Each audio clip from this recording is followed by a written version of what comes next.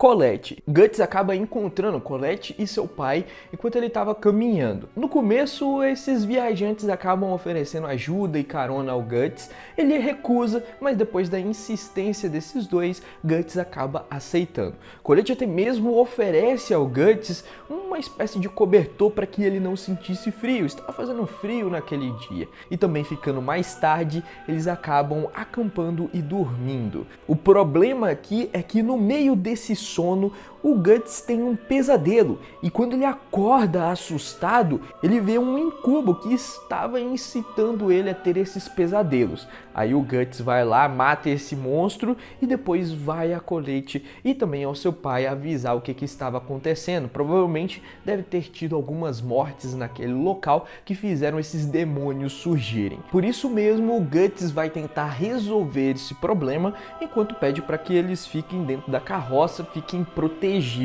O problema aqui é que a situação sai um pouco do controle e surgem diversos esqueletos no local. Guts tenta destruir e proteger ao máximo que ele consegue, mas em certo momento Colette sai da carroça e tenta ajudar o cavalo ali que tinha se assustado com a situação. Guts, desesperado, pede para que Colette entre logo dentro de volta da carroça, que era o local seguro, mas não dá tempo. Ela é acertada por esses esqueletos, ela é morta por eles e logo em seguida ela é possuída também. Depois disso, ela acaba matando o seu próprio pai e aí o Guts não tem outra alternativa a não ser matar essa pessoa. Com certeza essa morte foi marcante demais. Quarto, grupo do Falcão sacrificado. Acho que essa é a cena mais famosa de Berserk, no momento em que Griffin acaba sacrificando todo o seu grupo para conseguir poder. Um ato egoísta, mas que resultou em mortes incrivelmente dolorosas e tenebrosas. Alguns desses exemplos são o Gazon e Pippin, que são alguns desses amigos sacrificados. Pippin era um cara gentil, grandalhão, mas muito gentil, que acabou virando um fantoche. A gente tem essa imagem com as costas dele todas rasgadas, como se ele estivesse oco. E aí ele é utilizado para atrair o Guts, simplesmente uma marionete sendo controlada por um desses demônios. Quando o Guts se aproxima, ele é separado, cortado ao meio, destruído ao meio, tudo isso só para tentar pegar o Guts desprevenido. O Pippin teve uma morte dolorosa e ainda serviu de fantoche só para atrair a atenção do Guts. Outro personagem que também teve uma morte muito dolorosa foi o Gazon, que primeiramente, apesar de muito ferido e até mesmo sem um braço, pareceu que tinha sobrevivido no primeiro momento, mas quando ele estava nos braços do Guts, sua cabeça simplesmente explode e um parasita sai de dentro dele e se perde ao meio desse mar de sangue. Eu acho que não teve nenhuma morte tranquila nesse sacrifício, então você pode até mesmo escolher aqui. Vargas. Vargas é esse personagem estranho, pequenininho e feio, e ele tem um ranço enorme do Conde que acabou destruindo toda a sua vida.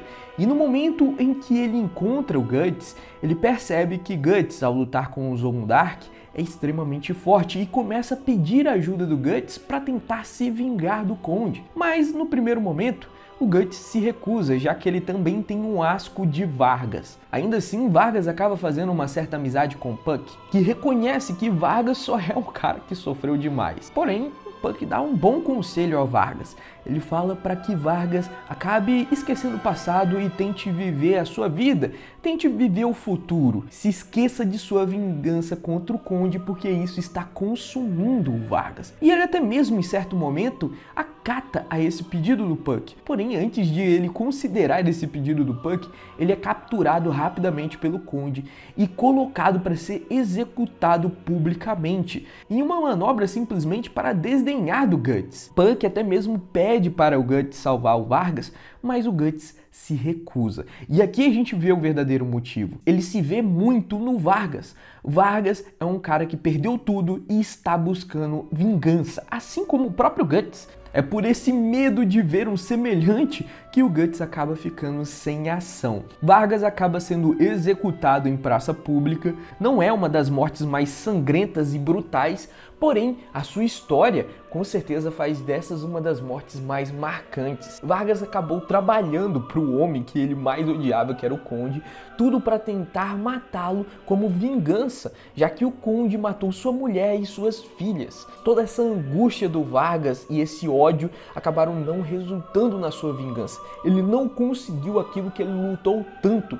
Por isso que a morte do Vargas me marcou tanto e foi uma morte realmente muito dolorosa, já que ele acabou sendo incapaz de realizar qualquer um dos seus objetivos, aparentemente sendo uma pessoa boa. Hannah é uma moradora da Vila Enoch e ela estava tendo uma vida pacífica lá na sua vila com seus irmãos, familiares e tudo e tal.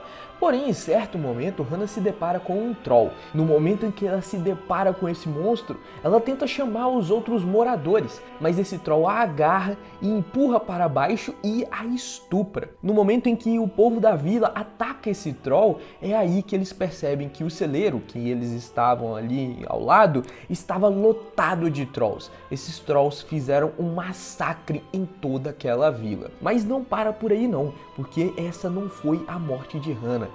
Mais tarde, quando Farnese e Casca acabam tropeçando em um grupo de trolls, eles acabam encontrando Hannah, que sai rastejando ali de um buraco tentando sobreviver.